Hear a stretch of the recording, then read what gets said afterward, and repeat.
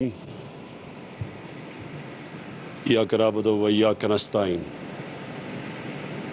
जनाब chief minister, governor Balochistan, general Bajwa, general Sarfaraz, federal ministers और मेरी फ़ौज के जवान, मैं सबसे पहले खराज तहसीन पेश करता हूँ जिन हीरो से भी मैंने मुलाकात की, जिन्होंने दहशतगर्दों को न्यूट्रलाइज़ किया, जिन्होंने बाकी लोगों की जानें बचाई, जो मुझे इल्म हुआ कि वो फैमिलीज़ की तरफ जा रहे थे। तो मैं ख़ास तौर पे आज आपको खराज तहसीन पेश करता हूँ।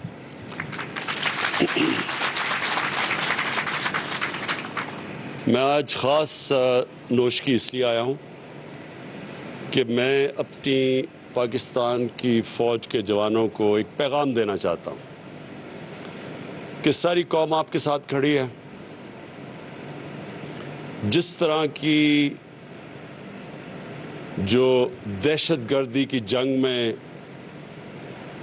परफॉर्मेंस हमारी फ़ौज ने दी है, हमने और भी दुनिया में देखा, अफ़गानिस्तान में देखा कि किसी फ़ौज ने इस तरह इतने मुश्किल हालात में और इस तरह की जंग लड़के और मुल्क को महफूज किया दहशतगर्दों से। इसकी मिसाल और दुनिया में नहीं मिलती जिस लेवल की जंग लड़ी गई। और हमारी माशाल्लाह फ़ौज को जो तजर्बा हुआ, मैं समझता हूँ कि हमारी सारी कौम में ये इत्मीनान है कि कोई किसी किस्म की दहशतगर्दी पाकिस्तान में कामयाब नहीं हो सकती। और मैं इसलिए आज आपको यहाँ नोशकी आके अपनी कौम की तरफ से बताना चाहता हूँ कि हमें आपके ऊपर पूरा इत्मीनान है। और जिस तरह आपने ये 2003-04 के बाद जिस तरह ये मुल्क को महफूज रखा, हमें पूरा इत्मीनान है कि हमारे मुल्क में कोई किसी किस्म की दहशतगर्दी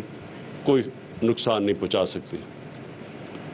मैं आज इसलिए भी आया हूं कि अपनी एफसी को मैं आज ये पैगाम दूं कि हमने आपकी और रेंजर्स की तनख्वाहों में 15% हमने अब इजाफा किया।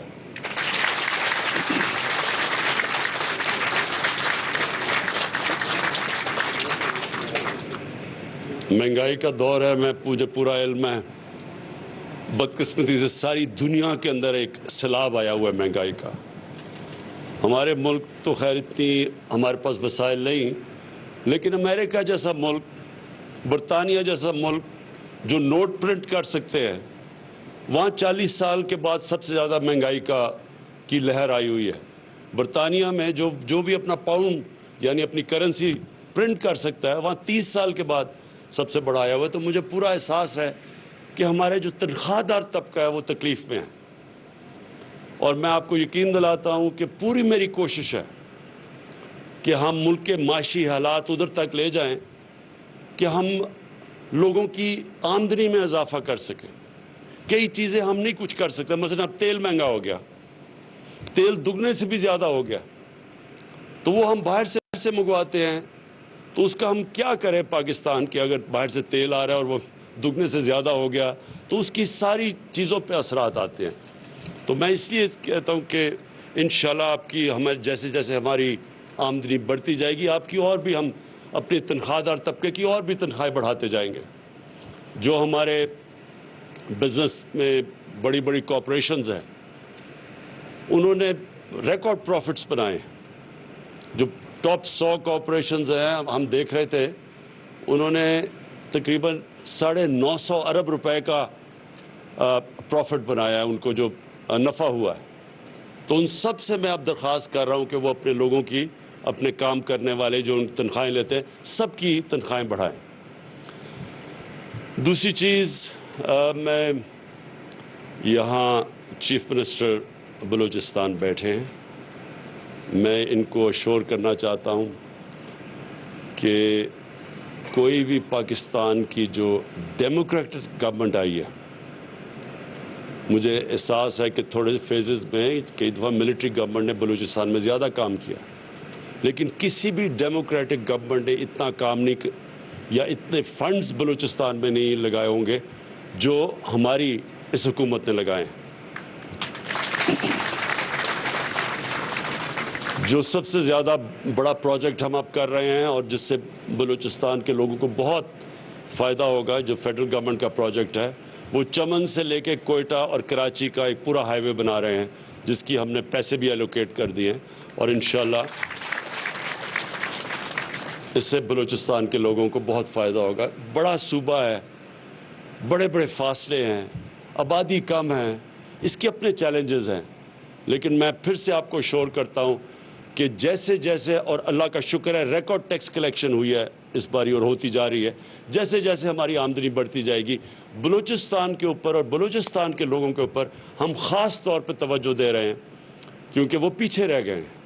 اور جو بھی علاقے پیچھے رہ گئے ہیں، جس طرح ہمارا جو پرانا قبائلی علاقہ تھا وہاں کے لوگ پیچھے رہ گئے ہیں، ان کے لیے بھی ہم پوری کوشش کر رہے ہیں کہ ہماری فنڈنگ جو ہو وہ سارے ان علاقوں پہ جائے، جیسا گلگت بلتستان ہے وہ پیچھے رہ گیا۔ ان سارے علاقوں کے اوپر ہماری کوشش ہے کہ جیسے جیسے ہماری آمدنی بڑھتی جائے گی ہم ان علاقوں کے اوپر پوری توجہ دیں گے۔ میں آخر میں اپنی قوم کو ایک پیغام دینا چاہتا ہوں، ادھر آ کے نوش کی آ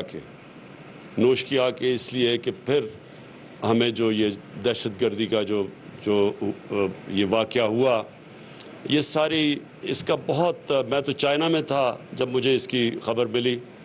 تو میں نے تبھی فیصلہ کیا کہ آتے ساتھ ہی چائنا سے میں پہلے آ کے نوش کی آؤں گا اور اپنے جوانوں کو بتاؤں گا کہ آپ اکیلے نہیں ہیں، آپ کے ساتھ پوری قوم بھی کھڑی ہے، اور قوم یہ اللہ میں ماننے والے لوگ ہیں۔ ہمارے لیے جب ہم اپنی قوم کے لیے جو بھی اپنی جان دیتا ہے اس کی تو ایک خاص رتبہ ہوتا ہے۔ جب ہم کہتے ہیں اللہ سیدھے راستے پہ لگا، ان کے راستے میں جن کو تو نے نعمتیں بخشیں، تو پیغمبروں کے راستے کے بعد جو بہت بڑا رتبہ ہے وہ شہیدوں کا رتبہ ہے۔ تو مسلمانوں کے لیے تو یہ بہت بڑا اعزاز ہوتا ہے کہ جب اپنی قوم کے لیے کوئی بھی